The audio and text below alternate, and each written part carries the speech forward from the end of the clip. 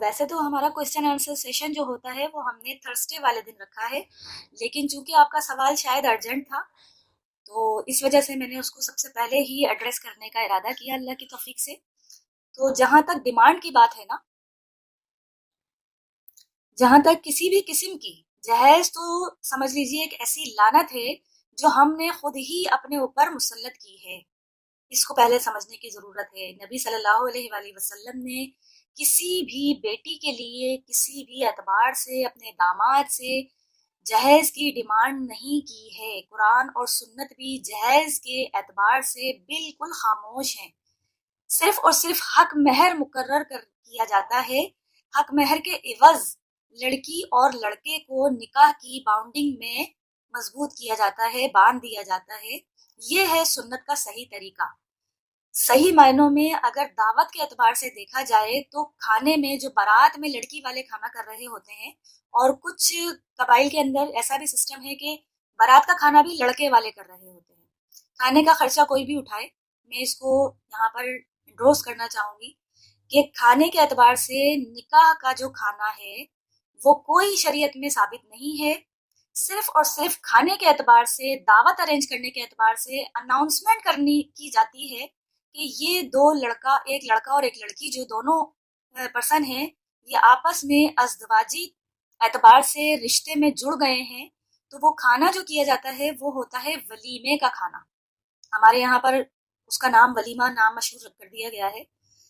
تو وہ کھانا اس اناؤنسمنٹ کے لیے کروایا جاتا ہے کہ اب یہ دونوں اس شریعت کے اعتبار سے اس رشتے میں جڑ گئے ہیں، ادروائز بارات کا کوئی کھانا نہیں ہے۔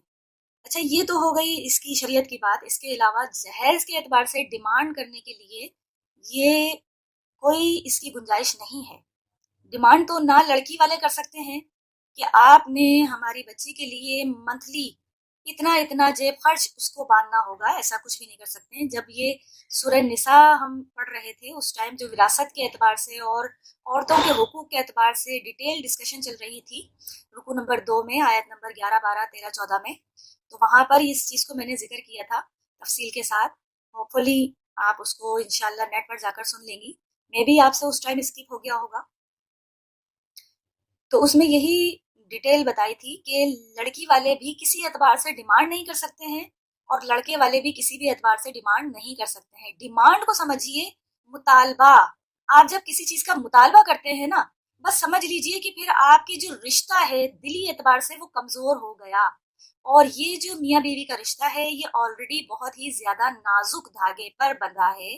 اس کے اندر سب سے اہم چیز دل کا ارادہ، آپس میں ایک دوسرے کے ساتھ روحانی طور پر اسپریچل اعتبار سے کنیکشن ہونا اشد ضروری ہے۔ اور یہ جو ہمارے معاشرے میں رشتہ کیا جاتا ہے وہ صرف ایک لڑکا اور ایک لڑکی رشتے میں نہیں جڑتے ہیں، بلکہ دو خاندان آپس میں اٹیچ ہوتے ہیں، دو خاندان آپس میں جڑ رہے ہوتے ہیں۔ تو کسی بھی اعتبار سے ڈیمانڈ کی تو کوئی گنجائش ہے ہی نہیں۔ نہ لڑکا ڈیمانڈ کر سکتا ہے لڑکے والے، اور نہ لڑکی ڈیمانڈ کر سکتی ہے لڑکی والے کہ لڑکے کے پاس کیا کچھ ہونا چاہیے، وہ کیا کچھ اس کے لیے جیب خرچ لگائے گا، منتھلی دیا کرے گا، کتنا اس کو کچن کے خرچ کے لیے ریگولر دیا کرے گا۔ نہیں بھائی، یہ سب دل میں آپس میں جوائننگ کی باتیں ہیں کہ آپ نے احسن طریقے سے لڑکی کے ساتھ حسن سلوک والا معاملہ کرنا ہے، اور لڑکی کے گھر والوں کے لیے بھی اسی طریقے سے بات ہے کہ آپ نے حسن سلوک کے ساتھ سارے معاملات آپس میں لے کر چلنا ہے۔ اب وہ الگ بات ہے کہ ہمارے معاشرے کا المیہ کچھ ایسا ہے کہ بالکل قرآن و سنت کے اپوزٹ نظر آتا ہے۔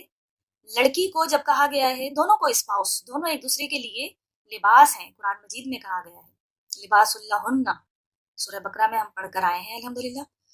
تو وہ ایسا لباس ہے کہ بیسیکلی تو اس طرح کہا گیا تھا کہ ایک دوسرے کی خامیوں کو چھپائیں گے، ایک دوسرے کی کوتاہیوں کو درگزر کریں گے، ایک دوسرے کی جو کمی ہے اس کو پورا کریں گے۔ لباس کا کام یہی ہوتا ہے، لیکن اس کا الٹا ہو رہا ہے۔ جیسے بہو کے لیے کہا جاتا ہے گھر کی عزت ہوتی ہے لیکن خوب عزت اچھالتی ہے۔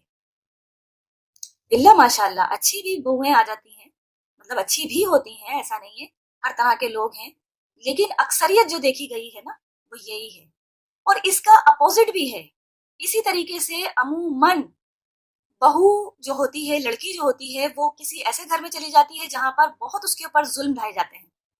جب کبھی کوئی آگ لگتی ہے نا تو بہو جلتی ہے اس کے اندر، کبھی کسی کا بیٹا نہیں جلا.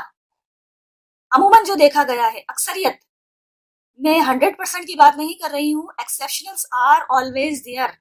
ہمیشہ ایک راستہ ایسا رہتا ہے جہاں پر اچھے طبقات کے لوگ بھی پائے جاتے ہیں، لیکن عموماً ایسا ہوتا ہے کہ بیٹی جاتی ہے بہو بن کر، اس گھر کی عزت ہوتی ہے، لیکن اکثر ایسا دیکھا گیا ہے کہ اس گھر کی عزت اچھالنے کے کام کرتی ہے.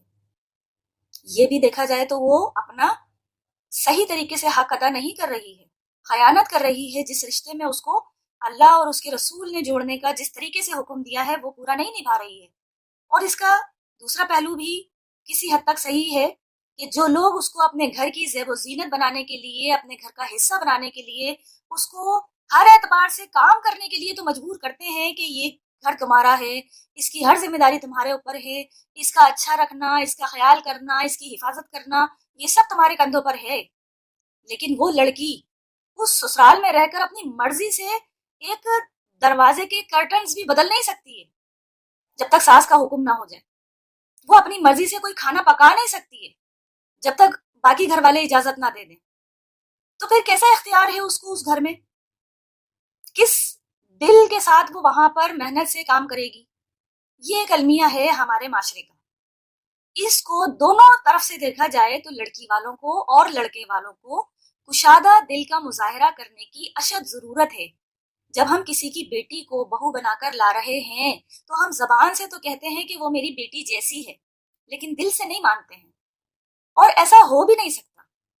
بیٹی کو آپ ڈانٹ ڈپٹ کریں گے نا، مار بھی لیں گے، بیٹی ناراض نہیں ہوگی. بیٹی کو ناراض ہونے کا حق ہی نہیں ہے. لیکن آپ بہو کے ساتھ ایسا نہیں کر سکتے، بہو کے ساتھ ایسا نہیں کرنا چاہیے.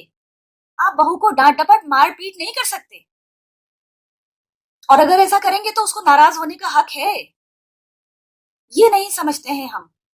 اور اس کا ہی اپوزٹ یہ بھی سمجھ لیجئے کہ بیٹی ماں کی بھلائی کے لیے اگر کوئی سختی کے ساتھ عمل کرتی ہے، کبھی اس کو کھانا کھلانا ہے، کبھی اس کی دوائی وغیرہ کے لیے اس کو فورس کرنا ہے، بعض اوقات ماں نہیں مان رہی ہوتی ہے تو بیٹی اس کے ساتھ تھوڑا سا سخت رویہ اختیار کر لیتی ہے، تو وہ ماں کے ساتھ کر سکتی ہے، لیکن ساس کے ساتھ وہ یہ عمل نہیں کر سکتی، اس کو کرنے کا حق ہی نہیں ہے.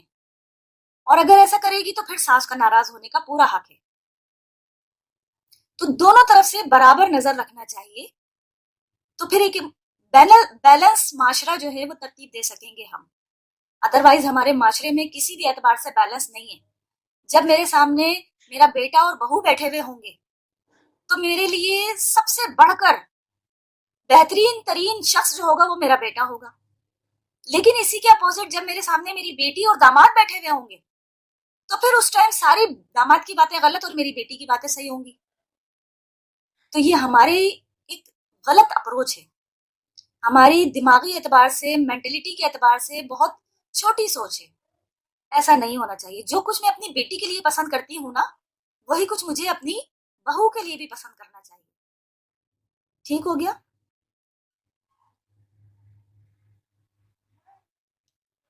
نسیمہ صدیقی باجی، جہیز کے اعتبار سے جو میں نے بتایا ہے، تو جہیز کی ڈیمانڈ نہیں کر سکتے لڑکے والے.